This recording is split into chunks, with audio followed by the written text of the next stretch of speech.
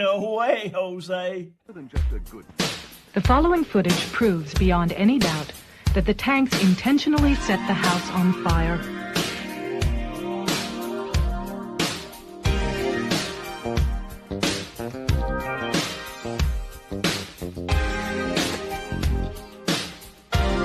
It proves that the Branch Davidians were murdered.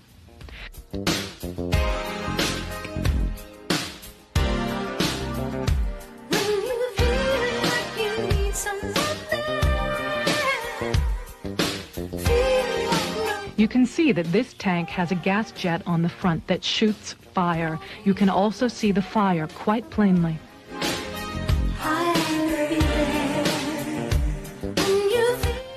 The tank goes into the house twice, and each time as it backs out, the fire at the gas jet is plainly visible.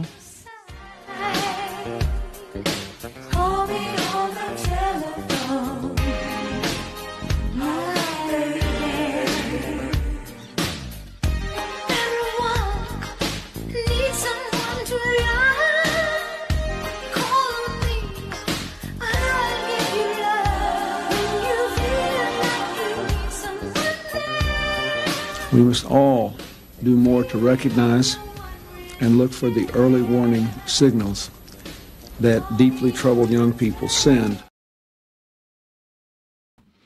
Good morning. Welcome to the No Way Jose podcast. This is the morning dump. This is where we kind of go through the stories of the day, whether they be current events or they be old. Just kind of whatever's on my mind, really. It's a little bit of a kind of a research environment is the way I like to describe it. But really, the name says it all. That's kind of the vibe for anyone who reads or even scrolls through Twitter or whatever to intake their research in the morning. On the dumper, you get what I mean. So good morning, guys. Let me know. Am I coming over loud and clear for you guys? Am I looking good, sounding good? All that good stuff. We have Schmucks here. It says, please, SAR, show Bob's and Vagine. Yeah, we'll get into that. You guys, Elon goes dark. You guys can see that in the title. Although I do change these after. So I don't know. Maybe it'll change. I probably shouldn't refer to the episode title specifically because then people might later be confused. But maybe I'll keep it. I got Mike saying, let's fucking go. Sup, tards? I'm Dr. Tori Fortuny. What up, baguettes from Rabbit as a Brat? Not interested in the Elon conversation. Just stopped in to say hi. You know what, though? I think maybe you'll like my take a little bit. Because I don't know if you've been paying attention to my Twitter or if you know me well. I don't fucking care. For one, this is kind of I'll back up for a second for those who don't know what the fuck we're talking about and aren't, terminally online. Yeah, it's kind of essentially an immigration conversation. I'm more interested in, I don't know, maybe we'll talk about that a little bit, but, I'm more interested in the Twitter ramification side of it, because, I guess as a result of all the craziness, there's been, some changes in the algorithm, on Twitter. So it's I don't know, kind of a shake up on that side of things. So as opposed to, I don't really care about the immigration stuff. I don't know. We'll get into that. I know my anger my audience a little bit because my audience is probably a little bit more immigration hawk than I am. It's not that I'm not. You guys know my take. I'm kind of well, maybe you guys don't. I'm kind of Hoppian-ish. I'm somewhere between a Hoppian take to I don't fucking care. I don't know.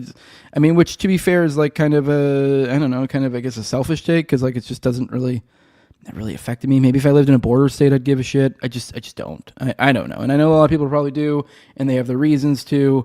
But I just don't. I've read, but in the Hoppian side of things, what I'm getting at is kind of the idea that to some extent it's just the government fucks everything up, essentially. And the main thing in democracy, the god that fails when it comes to immigration, although people have kind of quibble about it. I don't know if necessarily Hoppe is taking the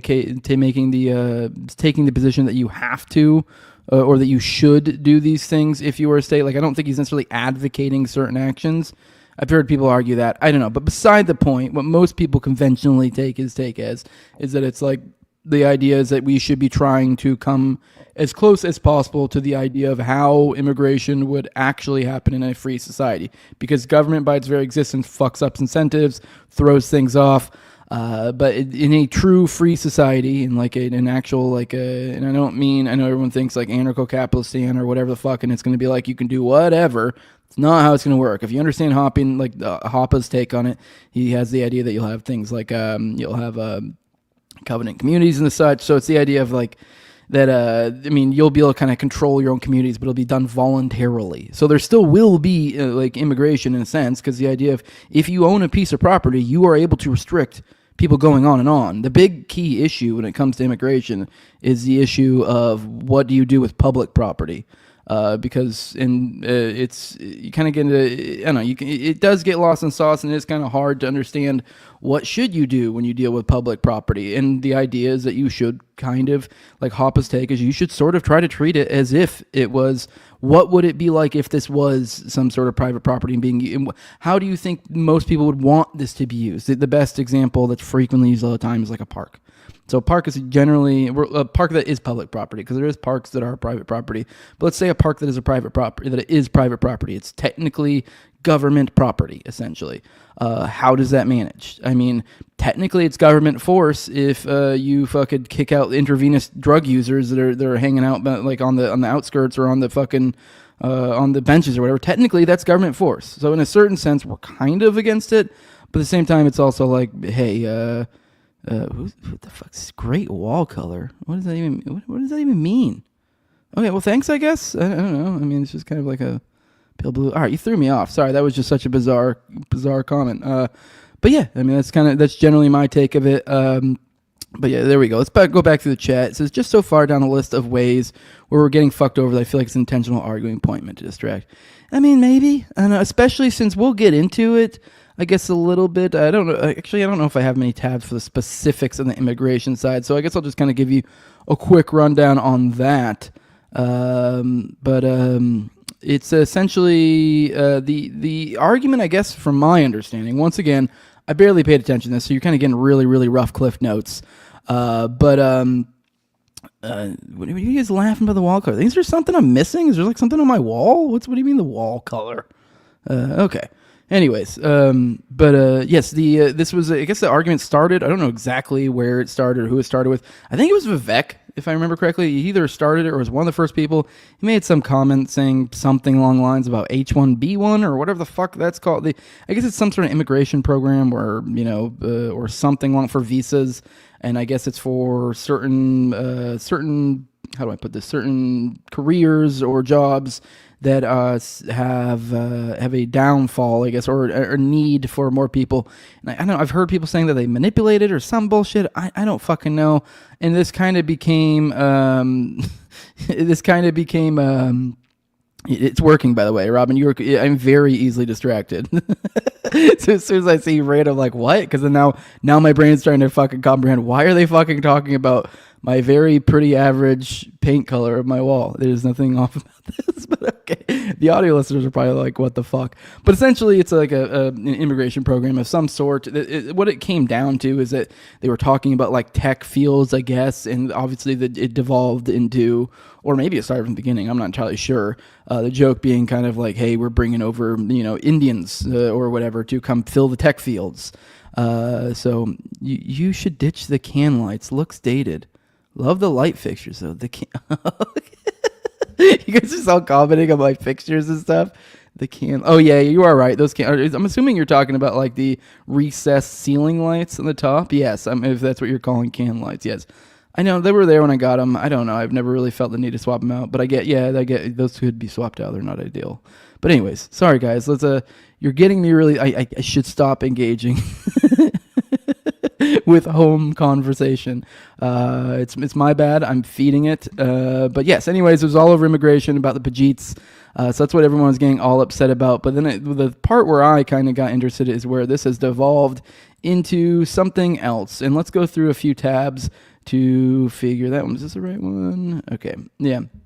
All right, this is from Matt Kim. Don't really know the guy. Just saw it, and I thought it was a good post. It said, remember when Elon was going to remove the block button? Change of plan. Now large accounts can use it to reduce the reach of content they don't agree with. I'm so glad he saved free speech. Today has been wild, watching him spiral under the pressure, being petty as fuck. From calling people who disagree with him as trolls to deleting the small account that ratioed him to recently demonetizing and removing the subscriptions from Laura Loomer for not agreeing with his ideas. I can't tell what's worse, the crash of Elon or the Hawk Tuah meme coin, which I still have no idea what's going on with the Hawk Tuah thing. I don't give a shit. I mean, don't ever expect me to cover that unless somehow I do develop interest or some other angle to that. But yes, so then let's scroll in. Let's zoom in on this. This is Elon. Actually, real quick, you know what? Here we go. I'm going to show you guys this real quick. This is my take. This is my take on this thing. So I'm not following the latest Pajit drama, and frankly, I'm getting bored with the timeline. Y'all thought tech Pajits were going away? Also, why the fuck do you care about tech shit? What are you, a fucking nerd? That is my take on this. But all right, anyways, back to Elon Musk, which actually to go back on that a little bit. I am bored with the drama. This is what we're talking about today. This is really the only. Honestly, today is very article heavy. I think I have like 3 articles for you guys, just because there wasn't really anything that caught my eye at all. Because usually I have a bunch of things bookmarked, but the only thing, this took over the conversation like big time, and I'm so fucking bored with it. It's just nothing but, Haji fucking or Pajit fucking talk about should we fucking have them immigrate as tech people. I don't know. All right, I do want to say real quick on that. The one thing I saw from a lot of people that maybe this is just me being a little bit autist, and I felt like I needed to address it, is when it comes to immigration. I saw a few people saying stuff like, oh, this is going to drive our wages down because they're just going to mass immigrate the Pajits into these tech fields or whatever. For one, I'm kind of like confused why this is even an issue, because of the fact that pretty sure most of these jobs probably can be done remotely anyways. So it's like, what are we going to ban remote work to where people can't outsource jobs? So that's a different conversation already. Are we going to, God, I forgot what the fucking, on the flip side, it's like, even if you do immigrate them and they do drive wages down, it's like, okay, why are they driving wages down? Because they're willing to work for less?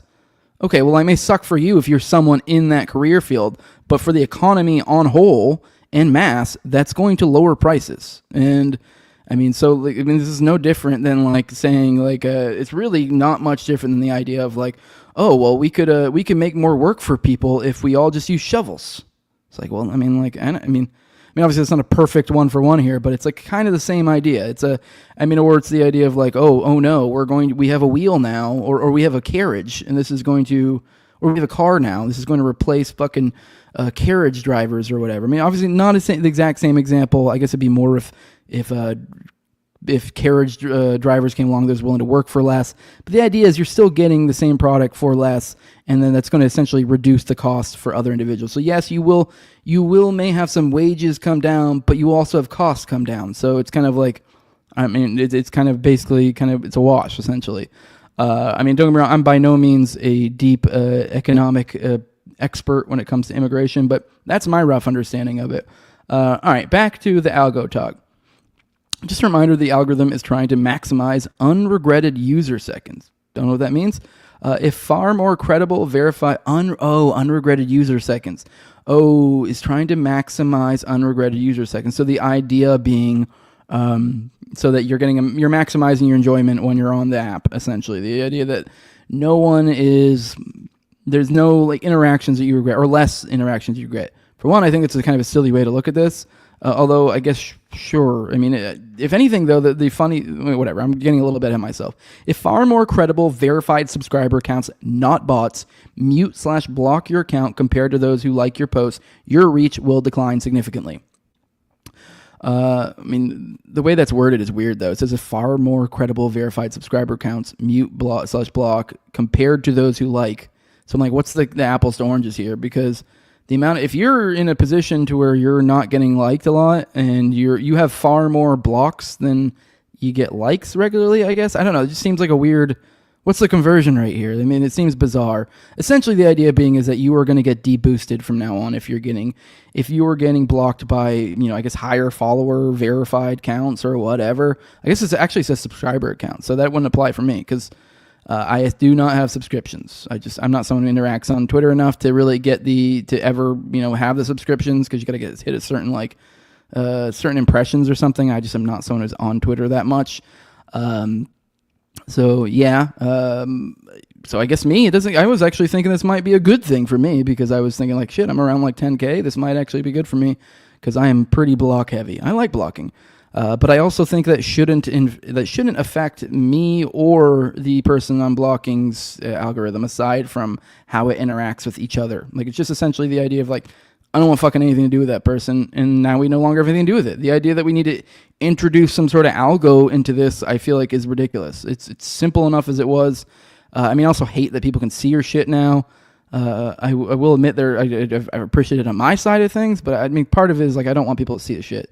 And also, if like someone blocks me, it's like, okay, fine, you're doing me a favor. I don't want to interact with you either. Like, if you don't like me to that extent, or you want nothing to do with me, neither do I. And I don't want to see you ever again either. So it kind of works out perfectly for me. So the idea that like I don't want to see their shit, but I know not a huge fan of this move.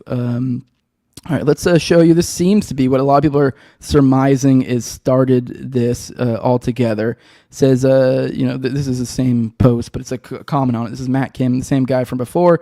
He says, changing the algorithm due to getting ratioed by a 300-follower account, which, holy shit, dude, that is like David and Goliath in modern day right there.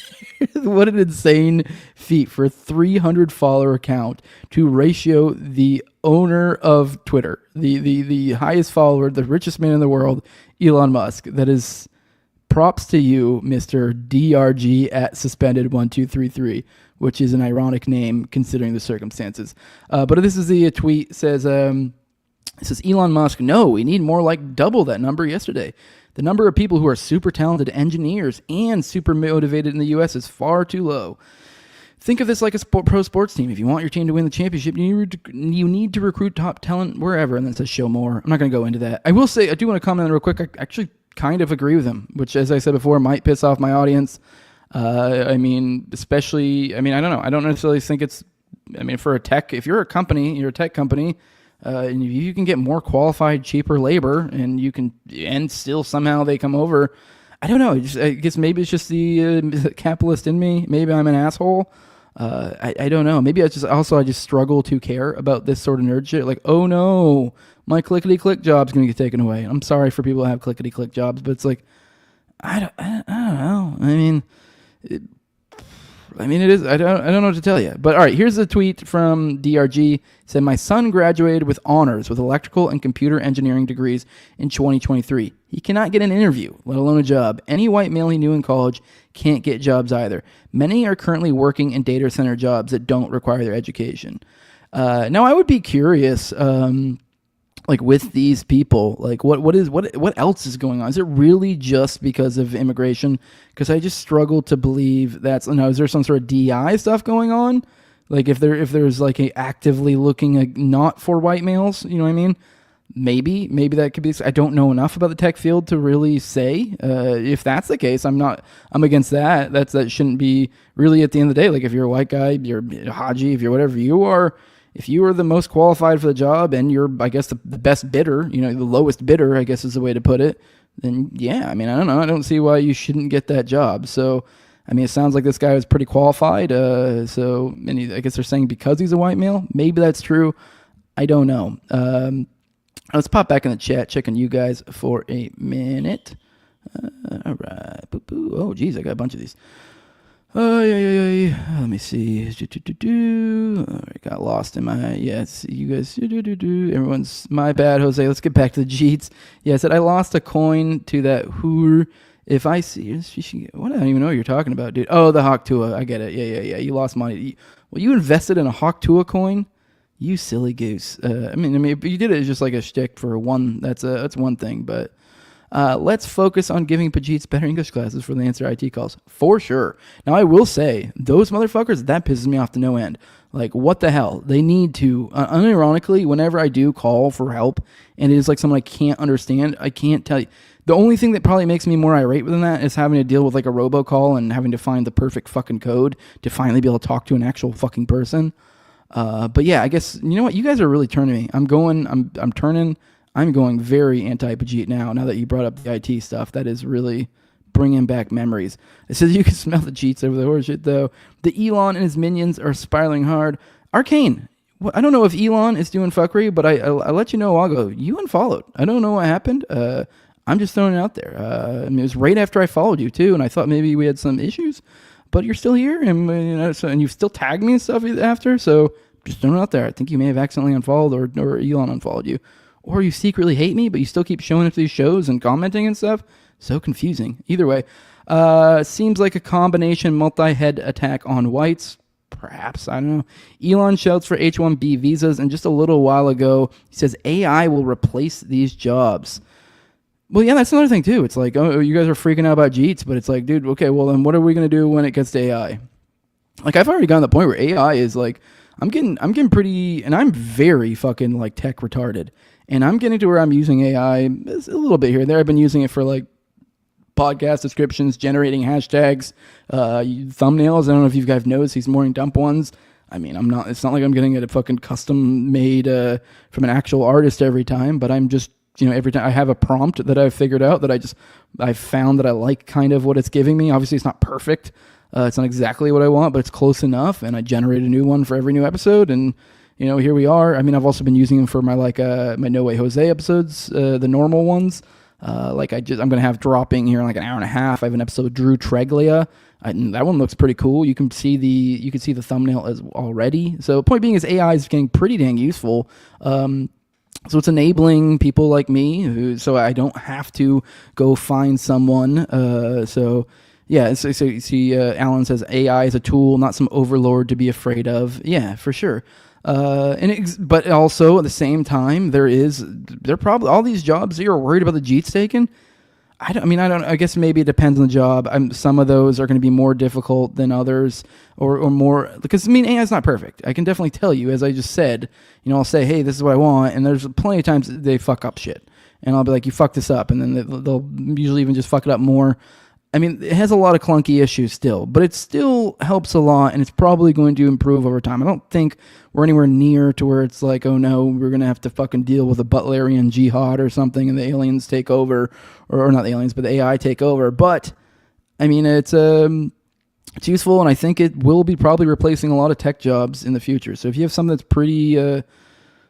pretty rote, in the sense of like kind of on a mundane, not overly, doesn't take a ton of critical thinking or nuance, then I'm sorry, your job's probably going to be on the chopping block. So, which I guess a lot of these we're talking about like engineers. So I don't know, maybe that's not quite there yet. I'm not sure.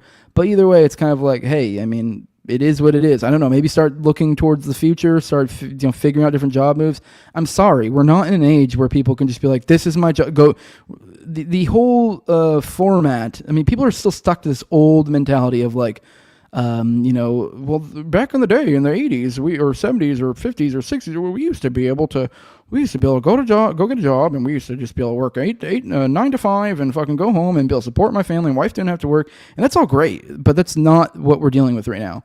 And if you're still in that, don't get me wrong. I guess who the fuck are you listening to me? But if you're still stuck in that, I don't know. I mean, don't get me wrong. I guess there's still going to be people that it works for, but I don't know. You guys be thinking for the future, thinking what's going on. I mean, if you're just trying to get slammed into the old roles, and kind of keep repeating that, then I don't know, maybe not. I don't fucking know. I'm really talking out my ass here. We got Alan here says it's progress. The tech nerds are scared. ChatGPT can write barely usable clunky code now. If you want a job in the future, serve people. Find a job that AI can't do. Yeah, for sure. Which, I guess a lot of this stuff in the future will be tech stuff. I don't know enough about tech stuff to be able to differentiate which ones are going to be great for the future and which ones aren't. But you guys are tech people. You guys do that. I don't know. I did a lot of big shift in the past few years with what I'm doing. I mean, maybe I made a bad decision. I don't know. But I kind of went the route of like pulling off a bunch of different revenue streams. So I have a bunch of different things going on. I have a bunch of different fucking hands in different pots. And, it's all stuff that I generally am like, I don't know, I feel like there's going to be a market for this going forward. And, no AI is taking over podcasting. No AI is taking over fucking what I'm doing with my cat breeding. Like, then also my real job, like, no AI is taking over that. Like, I don't know. I don't know what to tell you guys. I'm sorry. It is what it is. So, all right. It's just kind of, this is the wheel of progress, and this is how it works. And I don't know. Maybe conservatives are just too stuck in the past. I am unsure. All right, let's pop into this. This is Leonardo Joni. She's a funny comedian. Great chick. Now, here is, she said, what a difference time makes. And she's sharing a few different tweets of Elon's. It says, this idiotic algorithm change has been reverted.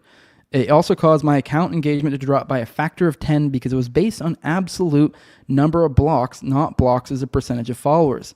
This meant any large account that posted anything controversial was sent to the 9th level of hell. This is about a year and 10 months ago is when he posted this one. So him complaining that the account engagement drops when you're blocked. So which I don't know if the next one she has here is where he does the exact opposite, which I was against too. I'm also against the exact opposite of this move. The idea that we're going to get big dogs to be able to block people and that will deboost you. I'm also against, I guess maybe it's not the exact opposite. I guess the exact opposite might be little people block you and then.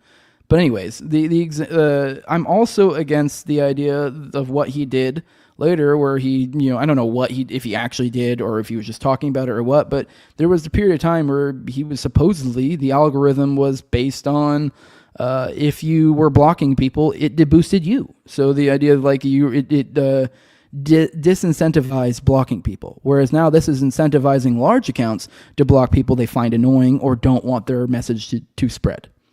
So I don't know. It's I'm against both of them. I really just feel like people should be able to block, and then nothing comes of it. You just no longer get to interact with that one person. The end. Why is this be so fucking complicated? And it sounds like, and a lot of people I think are kind of might be on the dot here, is that these big accounts don't like that people are stepping to them and making them look fucking foolish when they're being foolish, or even when just there's a matter of the public disagrees with you. The public's not always right. As I said here, I don't necessarily agree with the mob here. Like, it seems like the Twitter mob is kind of pretty much against this whole Pajit thing, which I don't really have a strong opinion either way. I mean, I've kind of explained to you my thoughts already, but doesn't necessarily mean they're right. But it also is like, I don't know. A lot of times it does. So I don't know. I don't like the idea of like we're gonna like then mute these voices because they're saying uncomfortable things to us. All right. And then here's Jason Nielsen, the same at Elon Musk, has apparently changed the algorithm so that if you are blocked/muted en masse, your visibility is lowered.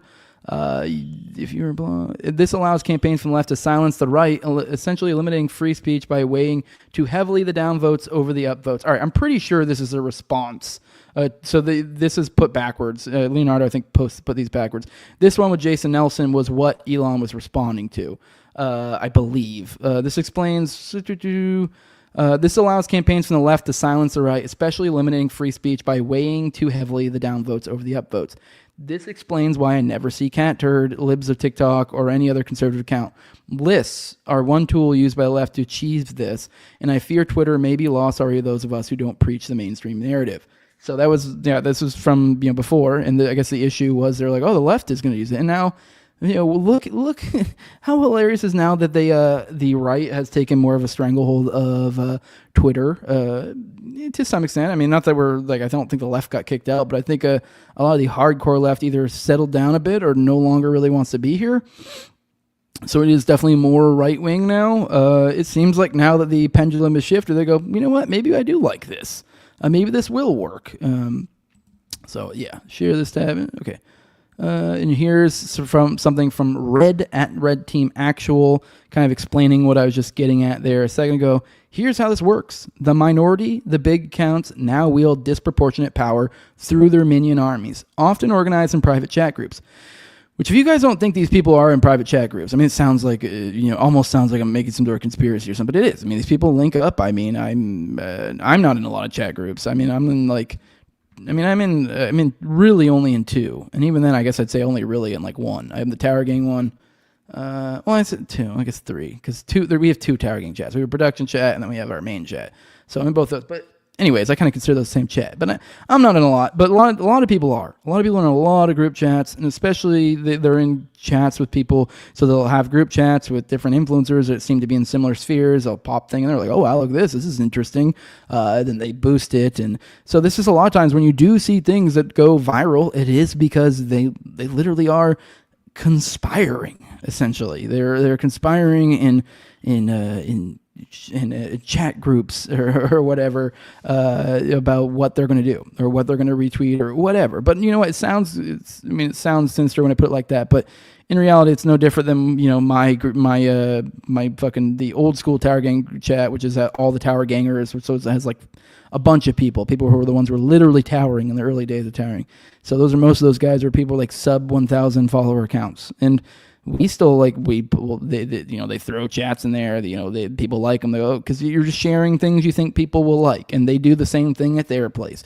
But now you've added to this that now they have even more power, because I guess it's kind of to get back to towers a little bit. I guess it's for those who don't recall what towers were. Towers were a period. This is like probably peak COVID is when they were really a thing. Is where people would like smaller accounts typically would post below, let's say typically like Corpo Journos or some shit, when they'd say something retarded.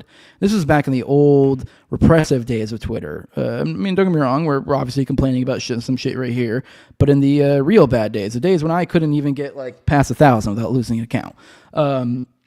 Back in those days, we would post a letter below it. You post a letter, and then another letter before that, another letter under that, another letter to that, and that's how you could kind of game the algo.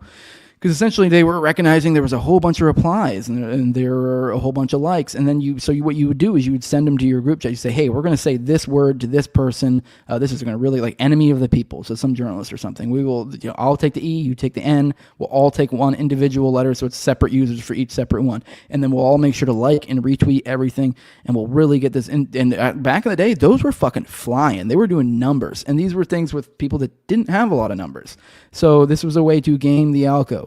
So my point being is you can take voices and you can move, essentially, I guess you could say, the culture or move things through this medium when you do have enough people kind of trying to move it with you, So now imagine how this works when you have people who are over 100,000 followers, and they are doing the same exact thing in those group chats. I mean, obviously not doing the towers, but the idea is that they are, sharing stuff, and then from then they go, oh, I like that. Then they retweet it, and now you've created a viral trend. Now add into that now they can deboost people by blocking them. That is a bit much. I mean, before that, whatever, fine. That seems fair to me. It's like, hey, they like to share ideas amongst each other. Why not? But this is where it's like, I don't know, this seems just a little too much, a little gross. I mean, at the end of the day, this is a private entity, so they can do what they want. We're just complaining. I just think it's dumb. This system benefits the platform because it allows them to maintain plausible deniability. They can claim, hey, our hands are clean, while enabling these coordinated efforts to suppress dissent. The grifter whales, those large manipulative accounts, essentially act as enforcers, eliminating dissident voices without the platform having to directly intervene. You are invisible because people don't like you. He didn't like getting owned by that small account. And I did reference just the other day about how me, Top Lobster, Raven, and Toad all fucking were ratioing Tim Pool. I mean, I wasn't even being mean in mine necessarily, but we all ratioed to him to the degrees of like 4x or more recently, which, once again, gay Twitter stuff, if you don't know what a ratio is, it's just essentially a way that you can see there's different types. Like if you have a reply below someone, if you have more likes than them, it's because it's usually a reply will naturally have less likes or comments as well. Or if someone has more comments than likes as well, that's also a ratio. Point being is essentially like I replied to Tim Pool. I can't remember what I said. Let's say he got 50 likes and then I got like 250 or something like that. That's what ratio is for those who don't understand. But essentially, like, let's say under these current rules, what we're looking at right now with Elon, let's say if that exact same scenario played out, all Tim Pool would had to do is send this shit to some sort of fucking one of his group chats. Which, I mean, I don't know if Tim is in any of them. I don't know one way or the other.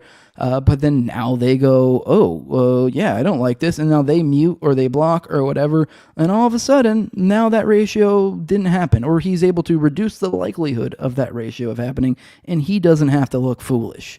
So I don't know. You can see how this could be gamed. All right, let's pop back in the chat. Oh yes, you guys are showering in the shower, or in the shower in the chat. Jose, if you're not a tech guy, what are you? You make intricate stocks for firearms. No, I mean, I guess technically this is a tech thing, but I will not. I will never accept that. Accept that. Not role. Accept that title. I'll never be a tech guy. I don't know. Yeah, I was a mechanic with the military. I am a knuckle dragger to the day I die. But Tower Gang is a reference to End Towers. Yeah, it actually legit is. That is what it is. That's how it started. I didn't realize you didn't know that. That's old lore. Literally, it was born out of towers. Is what Tower Gang started as a bunch of disparate group chats that would do towers together. We had like a Tower Gang 1, Tower Gang 2, Tower Gang 3, and then we would coordinate towers, and then we would attack. And then and then over time we developed relationships in those group chats, and then we decided, hey, let's start a group, start a podcast, and then we did, and it has slowly morphed into what you see before you today. So all right, we got a big old, you can figure out how this one ends. We got a big old tower in the chat. Tim Mad because bald. Crew chief. Yes, I was a crew chief. I was a crew chief on the KC-135. That's what I was. Yeah, the refuelers, the planes with dicks. That's what I was working on. I was a crew chief. I worked most of my time as what's called isochronal crew chief, which just meant I worked in a hangar, and we were the ones who did like really, really deep inspections. So we would take off all the different panels. We would inspect every day. Oh, you were NDI. Oh, cool. Yeah, but I remember you would when we were doing ISOs, we would call over NDI regulars because obviously for those who don't know, on non-destructive inspection, essentially this is like if you have some sort of giant mechanical thing, they're the ones who like run. I don't even know what they do. They do nerd shit. But they're not really nerds. They're like a weird combination where they'd be able to tell if there are cracks and like large metal things and stuff. So we would take off all the panels, and then like people like him, like Def Knots Ixer, would come and check things once we took off the panels and all the different stuff, and be like, oh, this thing's fucked. X-ray and eddy current. I wanted to say eddy current, but I couldn't remember, and it sounded like a made-up word. I'm like, I swear eddy current is what they would always say. Yeah, okay, cool. Well, that's neat. That's neat. I'm a fellow knuckle dragger, although you're on the more nerdy side of knuckle dragging, so that's neat. Oh, well, cool. But yes. All right, yeah, so that's about all. I mean, I don't know. I'm not a big fan of this. I'm sorry to have wasted like fucking 30 minutes of your time talking about it, I guess, though. Yeah, the eddy current's the magic wand. Yeah, that's right. Here's one. Let's move on from that. Here is one that this is our buddy, friend of the show. This is Christina Urso, or Radix Verum. She recently filed a judicial misconduct complaint against Judge Robert Jonker, as you can see here in the tweet, on behalf of Barry Croft Jr., who was framed as a ringleader in the FBI's government Whitmer kidnap plot case. I hadn't had a chance to watch this, and I wanted to, and she's a buddy, so I figured I'd give it a little shine here, see what all she had to say, and we'll watch this and get some more updates on what's going on with the Whitmer stuff. So I have just received from Barry Croft a complaint of judicial misconduct he would like me to file on his behalf against Judge Jonker.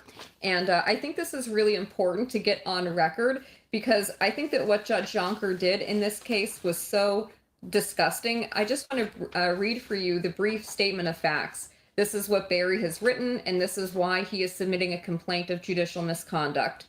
He says, throughout 2021, there were a multitude of pretrial motions filed for Judge Jonker to rule on.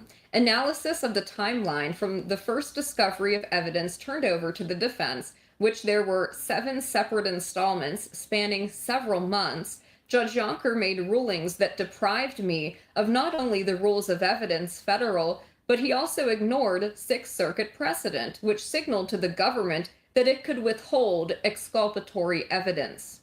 If you examine the record, you will find that the defense requested a subpoena for the phone records of the government's agents, CHS Robeson, Chappell, and Plunk. As a CHS, and given that the start of their paid services to the FBI was well before any of the government's alleged overt acts, they fall within the criteria of government agent by the Sixth Circuit precedent of the Branham case, and the Supreme Court precedent that, quote, the government cannot disown its agents, unquote. This enabled the government to not disclose messages from CHS Robeson as he attempted to instigate violence against government officials, which kept those messages out of the discovery and out of the trial record. Judge Yonker shut down the direct examination by defense attorney Josh Blanchard of Special Agent Heinrich Impala, claiming the line of questioning was, quote, outside the scope.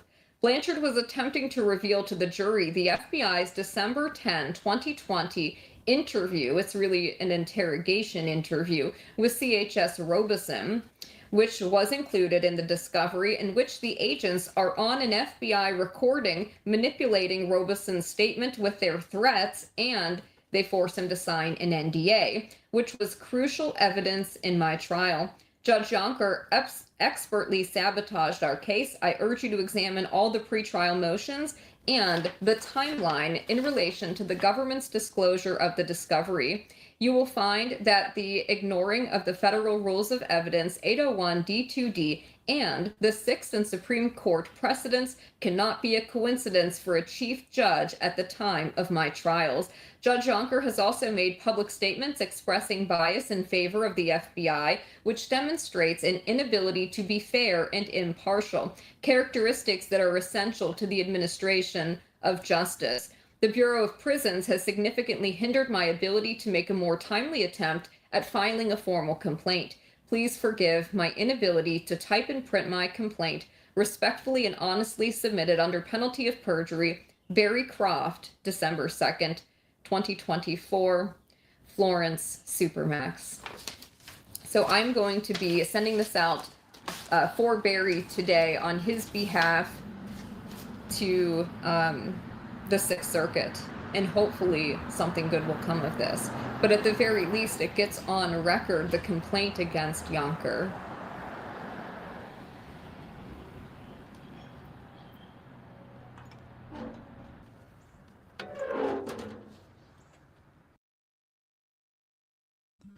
All right, guys, just wanted to play that just to remind you of what's going on. These people still need your help. Christina is still in the throes of making that documentary. So, I mean, she's released multiple trailers now. I don't know when this will be released. I believe it was supposed to be. I believe she said something about putting out multiple, like doing it in multiple parts or something along those lines. So I'm interested to see where that goes. But just letting you guys know, this is still something going on. Try to keep the story alive. I know it's hard when it's longer past it, but there's still people in jail, still people dealing with this. I mean, I know we've got a lot of good stuff that have come out of this story. A lot of people have gone out of jail, but there are still people dealing with these issues of what's become very beyond clear of these people were wrongly imprisoned by the government, frankly. I got Tim Tully here saying, morning. Good morning, Tim. I think here in a bit we'll probably go through... you saw last night we were talking on Twitter. When I was talking to Jonathan Franklin last night, which if you're a patron, you may have seen it already. He was a guy who interviewed McVeigh back in the day and covered the Oklahoma City bombing. He referenced the fact that there were people looking into fingerprints for the ARA related type stuff within the week. And this was before, after the Oklahoma City bombing. This was before there was even the letter from Jennifer McVeigh or I guess from McVeigh to Jennifer, Timothy McVeigh to Jennifer McVeigh. We were saying like where she got the money from the robberies, which is what a lot of people point to of like this is our implies that there was ARA, the connection, which is these robbers, and that Timothy McVeigh was actually helping them rob banks. That's where we get that connection. But now we have, we recently with new documents that came out, have found, I guess they were looking to the week of, so that makes you wonder, how the fuck did these guys know this? What was the connection? What don't we know? And I think we'll get into that a little bit. I also have the 2016 South Korean scandal thing. So yeah, good morning, Jose. Hope your Christmas went well from Xerox 349. Yeah, it went well. It was a good Christmas. I hope yours went well too, and I hope all of you guys had a good Christmas. Joey poop bag, but a car runs her over. I hope not. I like Radix. She's cool. Do you think you are blacklisted from Tim Pool's show now? No, I don't. I doubt I'm blacklisted. Do I think I'm probably ever going back on anytime soon? No. But that has nothing really to do with Tim. I don't know. I don't even think he'd remember my name. I mean, I don't think I like ratioed him once and he's like, fuck this guy forever. I don't think he knows. I don't think he even recalls my name. Like, I think if someone said my name to him, he'd probably maybe would, like, maybe, I feel like it'd be one of those things where, like, if you're like, oh yeah, this guy, like, maybe if you described me to him, he'd be like, oh yeah, but like, he doesn't know. I don't think he cares. And I'm pretty sure the way he runs his show, I don't know who the current booker of the show is, but the way I'm pretty sure how he generally runs it is mostly delegates it when it comes to, at least that was my impression from the couple times I went, is it seems like he just lets his bookers just kind of book people and then he just shows up for work that day. And I don't know when he finds out what guests they have or what, but I don't think he really micromanages too much when it comes to that. So, yeah, I mean, so I don't think that would really prevent me from going on the show. But what I think would prevent me is it's a matter of that, I don't know who the booker is these days. I mean, I had a fairly good relationship. I mean, not that we were like close or anything, but with Cassandra McDonald, she's really cool. I have nothing bad to say about her. I mean, she's really cool to our people. Don't get me wrong, she definitely has some unlibertarian takes. She's pretty fucking authoritarian in a lot of ways. But on the flip side, she's also like super cool with us, like anti-war people and people anti-Israel. So she's a cool, but she was booking a lot of our people, and she seemed to like us. So she's gone now. And so I have a feeling we may get and I don't know what's going on with Tim's show. And there's a lot of rumors. People are saying that there was a thing put out recently that supposedly the Daily Wire is buying him out. I don't think so. I mean, he made a reply. He made a comment somewhere about something like, "Hey, you want to bet on that?" To, I think, Jake Shields. And then I immediately was like, he's not selling it to Daily Wire. And maybe he gives away some small rights of something or other, but he's not selling Daily Wire. I think that's totally going to be something later. He goes, "Haha, you guys look so stupid." And you know what, to be fair, they kind of do. They took like a really fucking, dubious, reporting of someone just saying, sources confirmed, and everyone fucking ran with it like it's truth. I mean, don't get me wrong, it's believable. Like, if anyone watches the show, it means believable the Daily Wire could buy it, but I don't think he did. But yeah, happy Christmas to your family. Thank you, Andrew. How about Top then? I don't know if you'd be blacklisted. I don't think Top would want to go back either way. So if you go back to the show, bring up the ratio. I'm sure you'll love that. No, I mean, that would be super silly to bring that up at all, especially because it wasn't even like a beef one. My reply wasn't even like mean, so like I wasn't shitting on him. Yeah. Anyways, all right, let's get into some other stuff here. Let's get into. I promised you guys last time we were going to read about this the South Korean thing, and I haven't even completely read. I skimmed a little bit of this before, but it is the little bit I skimmed. I was like, what the fuck? This is wild. This is a wild one, guys. So I hope you guys dig it. Let's go ahead and read through this one together. So it's swirling scandal involving shamanistic cult whatever, threatens South Korean president. This is October 29th, 2016. So this is like 8 years ago, so it's not news, but someone was telling me about this and I was like, what? And I like looked at it and I'm like, holy shit, like how do we not all know about this, especially people in our spheres? So tens of thousands demonstrated in cities across South Korea on Saturday, demanding President Park Geun-hye step down from office. Her approval rating, so it's a chick, has hit an unprecedented low of 14%, and Parks ordered all 10 of her senior aides to resign. Following revelations, an unelected, unappointed confidant was receiving advance copies and altering dozens of confidential policy speeches. They have led to charges that the friend is a secret puppet master in the real power behind the throne. President Park, President Park apologized to the country in a rare, nationally televised address this week. She said she sought her old friend's opinion only in the early part of her presidency before her staff was in place. It goes beyond tinkering with speeches, however. This scandal involves not only tens of millions of dollars in charges of influence peddling, but of spiritual guides from a shamanistic prophet, voices from the dead, and wait for it, dressage, the competitive form of horse dancing. Which is that one's weird. Okay. The only reason I even know what that is because my wife was like a horse chick when she was younger. She used to, I don't know, she had a rich dad and they had horses. Okay, here it goes. The old friend of the president's, Choi Soon-sil, also runs two nonprofit foundations that prosecutors say boasted of its ties with the president to collect more than $70 million in donations from the country's major conglomerates. Prosecutors opened up an investigation into the foundations in early October. and are seeking Choi, who is accused of siphoning some of those funds for personal use, including to cover equestrian training for her daughter, Chung Hu Yu-ra.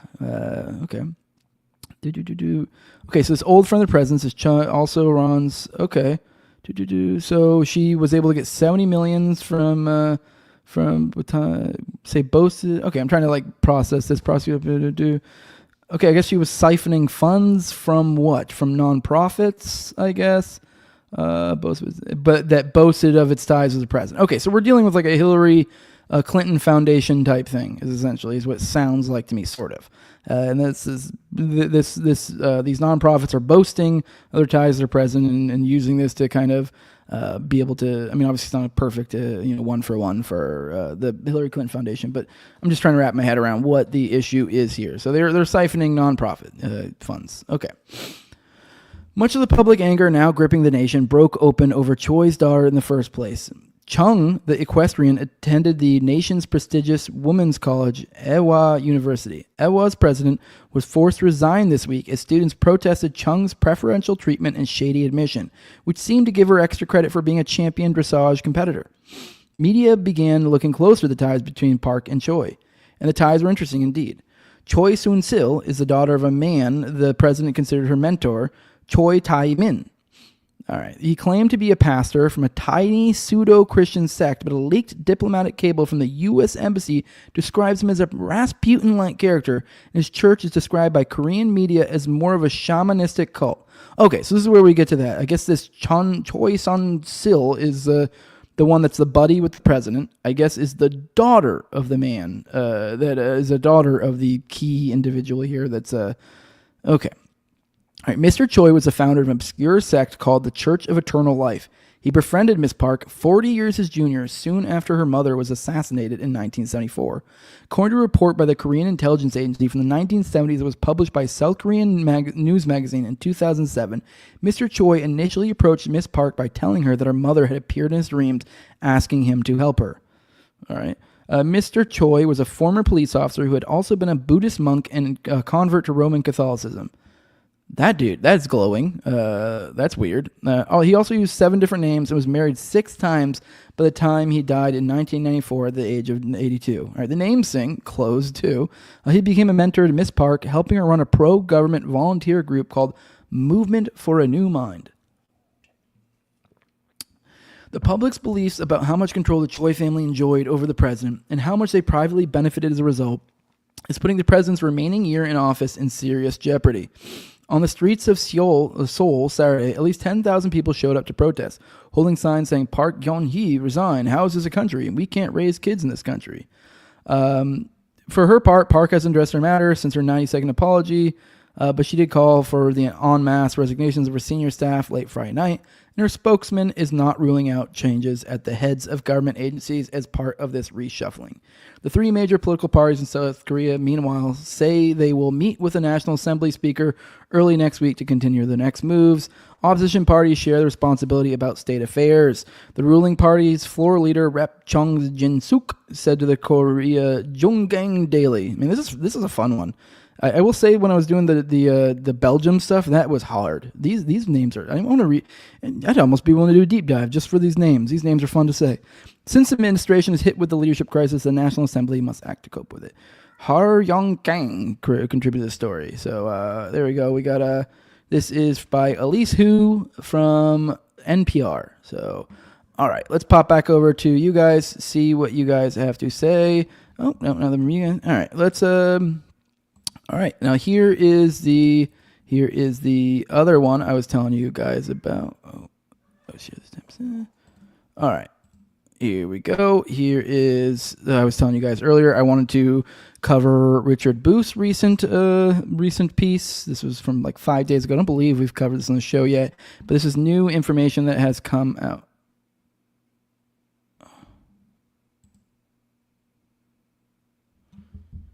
Can you guys hear me? I just got a weird thing saying audio notification. You guys hear me, right? It said something. Am I getting... Someone let me know. Something just acted up. I got a weird notification. Someone say something. Let me look over here. All right, live. What the fuck? All right. See, cool. Someone said something. All right, cool. 5 by 5? I don't know what the fuck that means. All right, that was weird. I just got like a notification saying like my audio or something wasn't working, and then it just went away real quick. Did something act up? Or okay, everyone can hear me. You hear me fine? It's on the... That was weird. I don't know if fuck it's giving me a little... All right, sorry guys. Sorry. All right, it is what it is. All right. Maybe. Okay. All right. I don't know what's going on. That was weird. I wish I got like a little... Audio is good to go. All right, my bad, guys. All right, sorry. I don't mean to throw us off with that. All right, guys, here we go. This is what I promised you guys just a little bit ago. Newly released documents prove FBI investigated McVeigh / neo-Nazi bank robber link within 1 week of bombing. Now, this is from my buddy Richard Booth, OKC Facts. This is his Substack. Highly recommend it. He has a lot of great stuff on there. I definitely should be subscribed. There you go. There you go. No, whatever. I'll decide to do it later after we're done. For more than 2 decades, OKC bombing researchers and some especially focused investigative journalists have delved into a connection between a group of Midwest neo-Nazi bank robbers dubbed the Aryan Republican Army, said Timothy McVeigh. The connections between McVeigh and the group have remained largely based on circumstantial yet very compelling evidence. For example, we have McVeigh's sister telling the FBI on May 2nd, 1995 that her brother produced to her proceeds from a bank robbery that he was somehow connected to, and that she laundered some of the bills for him. Criminology professor Mark S. Ham wrote a book about the theory, 2001's In Bad Company, American's Terrorist Underground, which I'm reading right now. Journalists J.D. Cash, Roger Charles, John Solomon, James Ridgway, and others have also pursued this story over the years, sometimes turning up new and often interesting details. I mean, the big thing with the theory in Bad Company is he's the one with the multiple John Doe 2s theory. So he is making the case that the ARA, which I'm sure we'll get into in a little bit here in this, were essentially made up the various John Doe 2s. So because once you start getting the nitnoids of the information and once you start seeing the descriptions of this John Doe 2 or that John Doe 2, you start realizing like, oh, this is not the same person. There are multiple people. And the same thing with McVeigh. Seems like there were multiple McVeighs as well. But then you look at the descriptions and they don't sound exactly like McVeigh, but I mean, like it sounds like someone describing something close to McVeigh. So it could be someone who looks similar or disguises or whatever. Point being, and it seems like if you've read about the ARA and you know about their exploits, these are actually kind of common tactics they would use. So it's not that crazy. All right. Anyways. Well, we now have some new and interesting details from an unlikely source, courtesy of the FBI. A recent release of largely insignificant documents happened to include a handful of records which will be of interest to followers of the case. What these documents consist of are FBI lab reports which show that the FBI zeroed in on a McVeigh connection to these bank robberies within a mere 7 days of the bombing. Far from there being no connection, as some FBI officials have suggested in the past, these records show an almost immediate interest in a connection. One newly produced FBI lab report dated May 4th, 1995 details how the FBI crime lab in Washington, D.C. was sent from various field offices a voluminous collection of fingerprints from the various bank robberies with the intent of comparing McVeigh and Nichols' prints to that bank robbery evidence. All right. The report goes on to say that McVeigh and Nichols' print do not match those from various bank robberies files they had been sent. Additionally, the May 4th, 1995 lab report, which, by the way, I do want to, for those who might be like, oh, well, that doesn't, just because their prints don't match. I mean, there was like a bunch of these guys. So, I mean, there was all sorts of prints everywhere. They just didn't happen to find theirs. Additionally, the May 4th, 1995 lab report denotes that the actions undertaken were in reference to an April 26th, 1995 phone call. What was mentioned in that phone call can only be speculated upon, but if one of the chief results of the call was FBI field office sending their bomb rob prints to BOMBROB, which is what the FBI called their file or whatever on the ARA, which is the individuals robbing. Which, I mean, the fact they call it bomb rob makes you realize, what does that even mean? Anyway, sending their bomb rob prints to the DC crime lab for comparison, we can take on an educated guess as to what the call was about and conclude that certainly it must have covered a possible bank robbery connection and thusly directed the field offices to get their prints to the lab in DC right away. The April 26th date is key as it establishes the FBI investigatory interest very early. And quite significantly, this came days before Jennifer McVeigh told the FBI that her brother gave her bank robbery proceeds to launder. That was on May 2nd. So the question that comes to mind immediately is, what lead or information did the FBI have prior to Jennifer's 5-2 confession that caused them to render this comparison and consider a link between the bomb rob and OK bomb investigations? I just realized I said bomb rob, and then I kind of was implying, why did they call it that? Now I just remembered. They did use one of their common tactics is all of their or most, if not all of their robberies, they would leave an inert pipe bomb. So as a decoy distraction to kind of bog down police while they make their escape. So to be fair, I guess maybe it was referring to that. So I'm not saying that. I mean, I guess so. Maybe they weren't being coy or kind of teasing us when they made that name. I don't know. In addition, within the same batch of FBI documents, there was a November 16th, 1995 lab report that was, once more, comparing McVeigh and Nichols' prints to the bank robbery investigation's collection of prints. So one could say that far from investigating a connection and then quickly ruling it out, the FBI rather continued to pursue this line of inquiry for at least 7 months. And we know from other documents it did go beyond the 7-month period established by the fingerprint analysis records, as we have, for example, a teletype from January 5th, 1996, in which the bomb rob investigators are running the names Richard Lee Guthrie and Peter Langan and all known aliases through the OK Bomb motel room database. Okay, so you can see how there's a crossover here.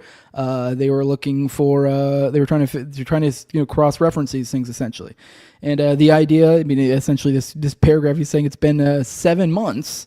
They clearly were following this lead for 7 months, and we don't even know what this lead is. So, if you're trying to say it was just a throwaway, I don't know, maybe we'll investigate that connection. Well, they're still doing it 7 months later.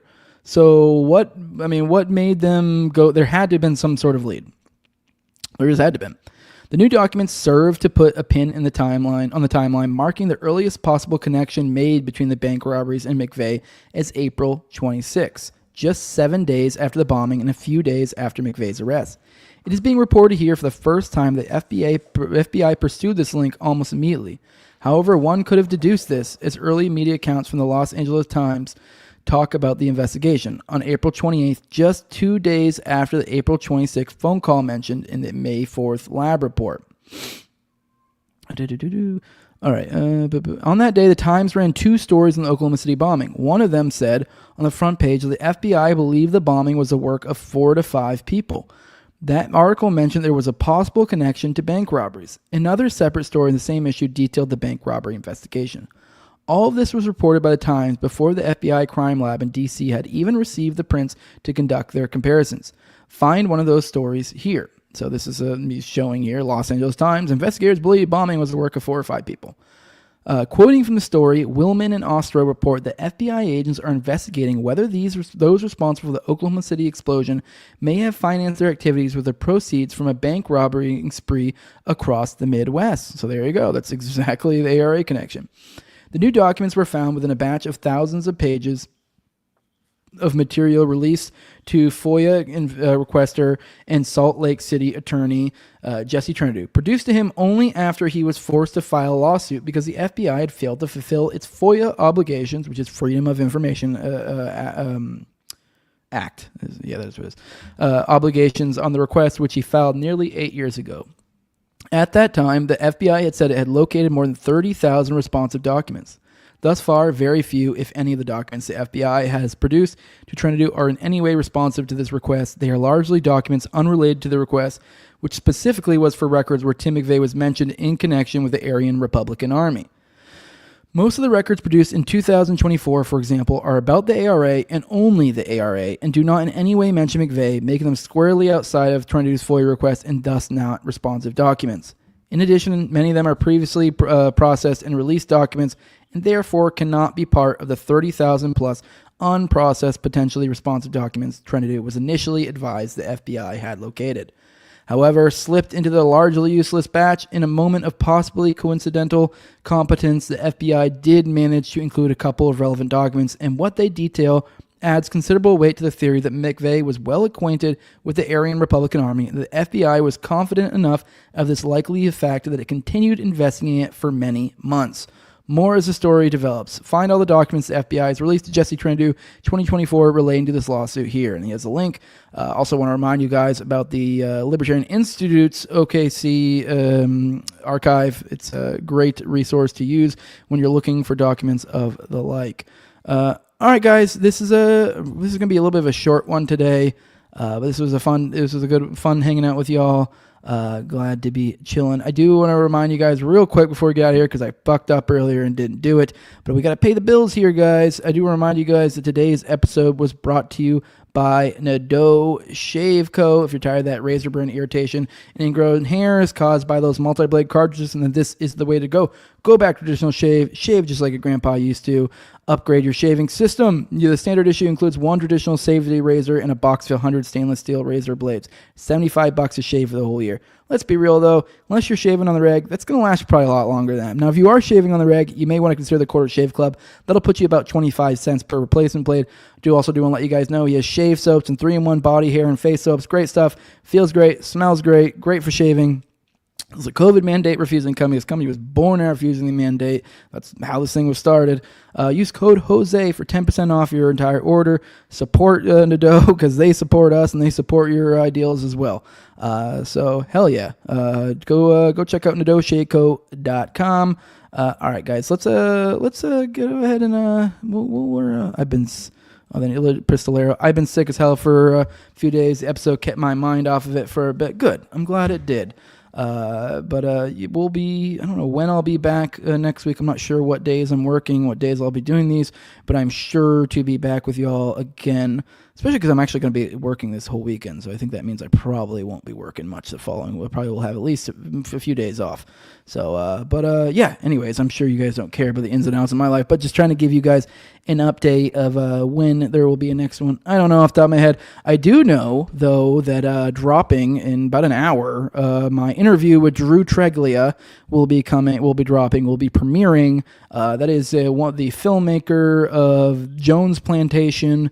We talked about the movie, kind of the different aspects of it, kind of maybe some of the more like sinister, angles to that, kind of like a lot of stuff we like to talk about, kind of like a, like Dutroux affair type stuff, like implications there. And then we also kind of talked about, just had some fun, blasting away at someone who made a mega schizo thread, of the Jones Plantation, essentially implying that it was like all fucking like revelation of the method type nonsense or whatever. So someone schizoing out hardcore. And so we kind of went through that thread, kind of broke it down to determine whether Drew really is fucking a deep state lizard. But that'll be dropping in about an hour. It was a fun conversation. I also have behind the paywall, like I did last night.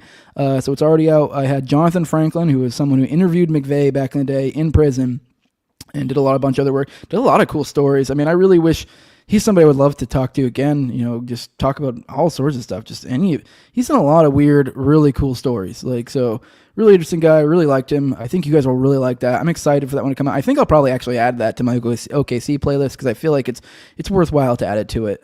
We talked about a lot of good stuff. With that, guys, let's go ahead and get out of here. If you guys want to support what I'm doing, you can do that over at patreon.com/NoWayJose2020. That's where you get that early episode I was just telling you about. Also, if you want to be a talking head alongside me and Austin Picard on our weekly Already Dead live stream call-in show on Tuesdays at 9:30. You can the second half of the show is for call-ins, and if you're a patron, you can come on as one of the talking heads. And that's for the low level, $2 that gives you the early episodes and the call-in perks. And the highest level is my sponsors. I read them off every episode. I'm my co-host on Tower Gang Toad, also at Abrogate D's, also at ZOVERACK, then at _Infinite Zeal. Then also have Tim Tuttle at Jolly on Klebold, the homie, and then also Will Bell, delicious blueberry rabbit eye wine. Then big fan of the show at Real Josh Elliott, and then Torrin May as well. I appreciate you guys supporting what I do, enabling me to do what I'm doing. And if you guys want to, if you don't want to give me money, but you want to support what I'm doing, make sure to like, share, subscribe, all that good stuff, boost the stuff up, drop comments.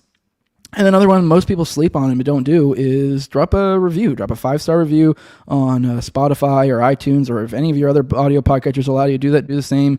That really helps out a lot. I also do want to let you guys know, I did mention that Drew Tregley episode is dropping an hour, but if you're a Rumble user or if you listen to me on audio podcast, it's already out. So you don't have to wait till that drops. For those who aren't aware, I do that regularly for my episodes I drop on Fridays, the ones that were behind the paywall that go public. I will drop them at like 5 in the morning on Rumble and the podcatchers, and then around noonish I'll premiere it on YouTube, just to kind of give a little bit of an edge to the other platforms, because YouTube's gay. But yeah, make sure to like, share, subscribe. Follow me at Tower Gang Jose. But yeah, with that, guys, I love you all. I'm out of here. Deuces.